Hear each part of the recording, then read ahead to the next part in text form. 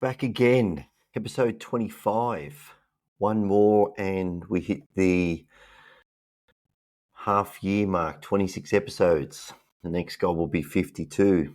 Got a little bit tied up last week and had some interviews lined up, and they kind of got delayed just due to Christmas. So I missed a week for the first time in 25 weeks, I think. So that was a little bit disappointing, but I'll make it up. I'm going to shoot out a couple of episodes this week to stay on track, I think. Have an interview lined up tomorrow or the following day with a close friend, personal trainer, high rocks athletes, runner, sort of all-round fitness fanatic.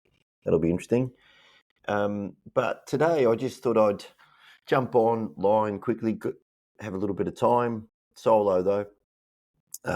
Chris is doing his thing this time of the year, and yeah, I've got a coffee in hand and just thought I'd rattle away today. So it's going to be a little bit impromptu and just rattle off a few sort of things. But first and foremost, I wanted to talk about New Year's resolutions.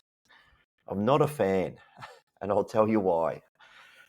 I don't see the purpose or the point waiting to start a new year, to start a new regime, or to kick something off. Particularly, and majority of New Year's resolutions are around health.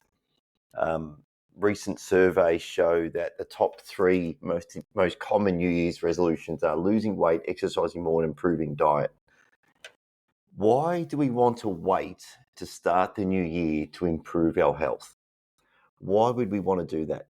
Isn't our health important enough to actually start it today and not wait for another 5 days in the case of, or 4 days, whatever it is, the date today? I just don't understand that part. I mean, there's an old saying, the best time to start anything is today. The best time to start anything was yesterday. The next best time is to start it today. So why do we actually plan these big goals and then set these, outrageous New Year's resolutions? Just start today. I just don't understand it. But anyway, I'll just rattle off a couple of things that most people set up. These are the top 5. Lose weight, exercise more, improve our diet, quit smoking, and reduce alcohol. They're all great goals, or they're all great targets, or, things that you want to achieve. But don't wait. Just get on with it. Just, put steps in place. And I think too many people, when it comes to setting goals, they set them way too big. And I've done this. We've all done this. I did it after my shoulder surgery last year. I thought I was going to be back on track and doing all these things so quickly. Looking back now, I've really surprised myself how quickly I did get back, but it was way too big. And the second mistake I've made in the last couple of years, I've got back into trying to run more distance. And I thought I was going to be knocking out 10K runs in no time. After 20 plus years of sprinting, 5 or 6 years of actually not doing a lot of running at all, living in the mountains and skiing and hiking a lot. And then to get back into distance running has been a task. It's put me to the test big time. I've constantly got sore quads. My recovery is much slower than I thought. And it's just been a grind. I got back into it maybe 18 months ago. I've run 2 10K runs, had a few little injuries along the way. Obviously, admittedly, maybe trying to ramp up too quickly, created hamstring tendinopathy. Treating that now for those out there that have gone through this process as well. Happy for you to drop me some comments, particularly on Spotify. You can do this about what you've done to improve your hamstring tendinopathy. But typically, it's a overuse type injury that you need to strengthen. I think I've gone through it before. Laying on the floor on your back, both feet on the ground, feet close to your butt, lift your toes off the floor, then pressing down through one heel whilst the other foot is lifted off the ground and lifting that hamstring, literally a glute raise. But if you lift your toes off the floor, you'll create more hamstring tension. And then just progressively doing other hamstring loading. Don't overstretch the hamstring. Straight leg deadlifts all the way to the floor with a heavy weight will put too much stretch on the hamstring. You want to restrict that until it starts to improve. But yeah, so we've all gone through that process where we want the progress to happen so quickly. And then I think what happens, and it's been proven before, scientifically actually, that achieving things in life and achieving big goals comes when we see progress. So when you set things too high or the target too high and you don't get the progress you want, we get disappointed and typically give up. And you see it time and time again, right? How many of your friends have actually said, "Oh, I'm going to do this and going to do that. I'm going to start eating really well. I'm going to start running." And, they run a few times and then there's no progress and it's easy to give up. Like many people, I've been training my entire life, and even I fall into that trap occasionally. Even I say to myself, "Oh, this is just too hard." Um, Countless number of my guys I used to run with and coach at the track, as 400-meter runners. You just get to that point, it's like, not again. I was listening to Sam Parr the other week, which is one of my favorite podcasts, My First Million, with Sean and Sam. And Sam was obviously a reasonably good track runner when he was younger.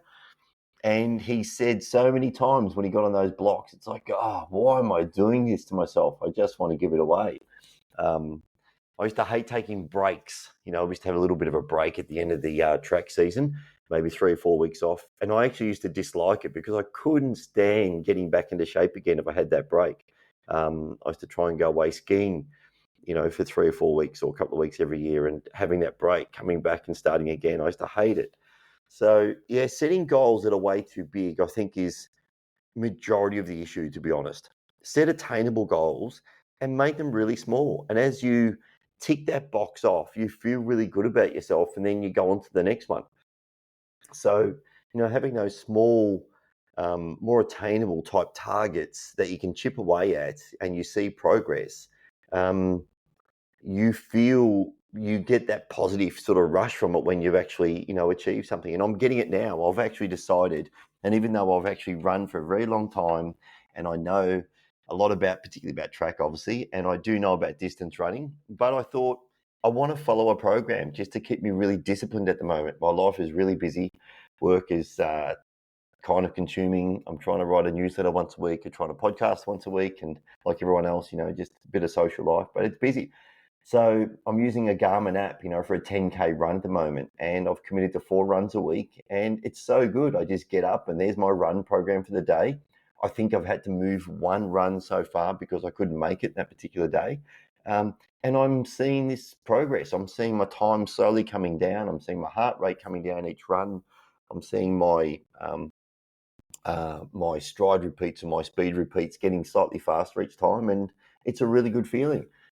It's going to take me a little bit of time, but I've set a 10K target time and a 5K time, and I'll work towards those, but just chip away. I think we set them way too big. So yeah, never been a fan of New Year's goals or resolutions. I just don't see them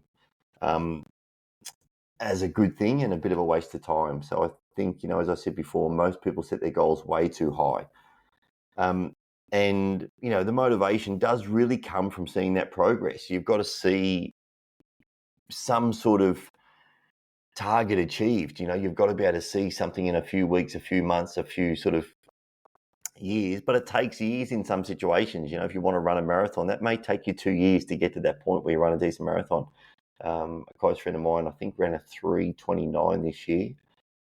After his first marathon attempt, he failed. He got to the 29K mark, and it was a hot day in Sydney, and he cramped and failed. And 6 weeks later, he went out and ran a 3:29. So his body could clearly do the work.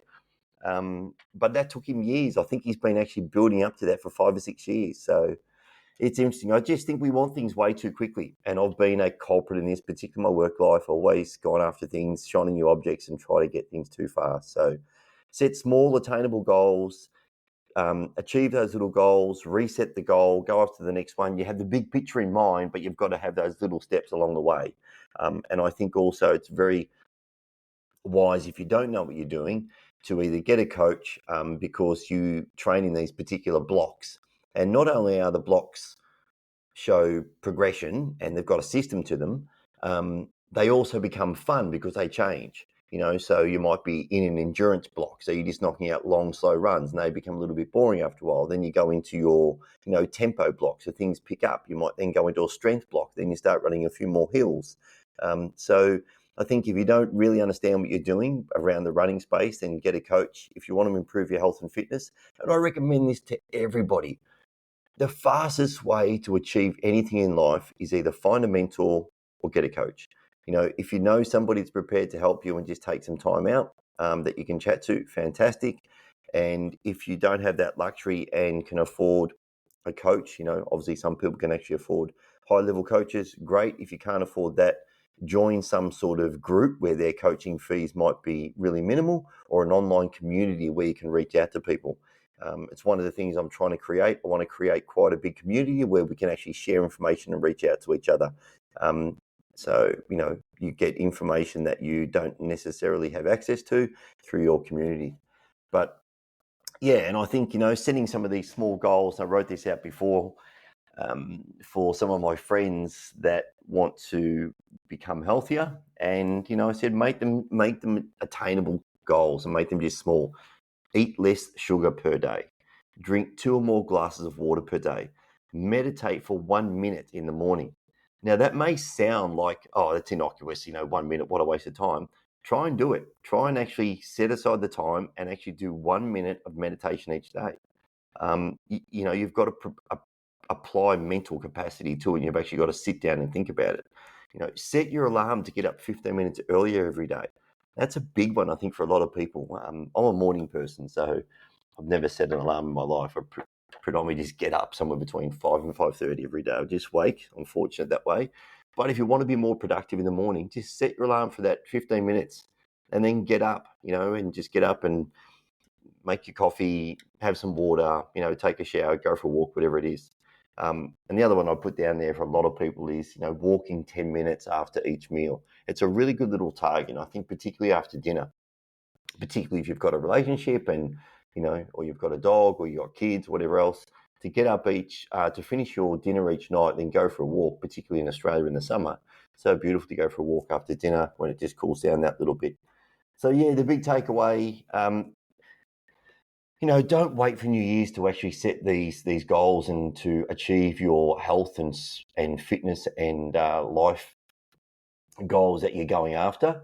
Just start them today and get on with it, and make them attainable.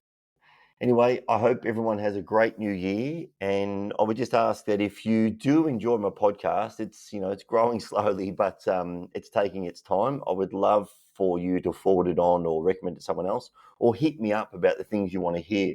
I want to do some deep dives more into some athletes. If there's a particular athlete you'd like me to do some research on and talk more about, then just hit me up in the comments on Spotify. I'm not sure if you can do it on iTunes, but you can listen to this podcast on iTunes as well.